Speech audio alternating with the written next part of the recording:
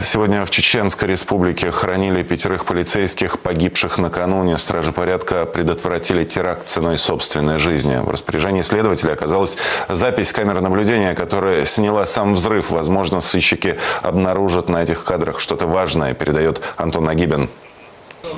Эти кадры с камеры наблюдения сейчас тщательно изучают эксперты. В объектив попал сам момент взрыва. Судя по записи, вооруженный мужчина попытался пройти через оцепление. Сотрудники МВД остановили его и потребовали предъявить документы. В этот момент он привел в действие бомбу. В результате трагедии 5 стражей порядка погибли, еще 12 получили ранения и были госпитализированы. Понятно, что преступник хотел проникнуть на центральную площадь, где сотни горожан праздновали День города. Если бы патрульные не обратили внимания на подозрительного человека, жертв могло быть больше. Шансов выжить у полицейских, которые остановили преступника, не было. Мощность взрыва пока не установлена. Спустя сутки после трагедии раненых силовиков разрешили навестить коллегам и родственникам. В палату они входят строго по очереди. Офицерам, которые едва не погибли, спасая сотни горожан, пока требуется полный покой и постельный режим. У всех у них множественные ранения. Тем не менее, состояние 10 врачей оценивают как стабильно нормальное. Один сотрудник МВД в реанимации. У него сильнейшая травма головы. Врачи уже прооперировали его. Медики говорят, в клинике Грозного есть все необходимое оборудование, поэтому переводить в Москву его пока не планируют. Все необходимое для оказания медицинской помощи у нас есть. У нас постоянная связь с федеральным министерством, ВТНК «Защита». Они предлагают помощь в федеральный центр. Но на данном этапе такой помощи нам необходимо, мы справляемся сами.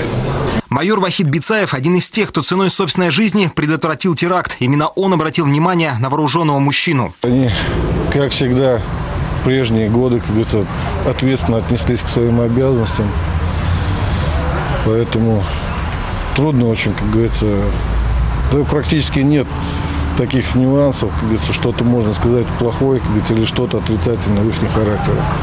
Были просто исключительного склада, как говорится, люди надежные, я еще раз повторяюсь, хорошие семьянины.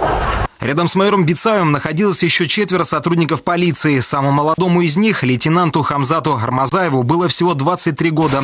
В ряды силовиков он вступил год назад, сразу после того, как окончил Грозненский филиал университета МВД. У его старших коллег, которые также получили травмы, несовместимые с жизнью, остались семьи. Благодаря нашим сотрудникам полиции был предотвращен теракт. Все по воле Всевышнего. Наши сотрудники есть погибшие, раненые.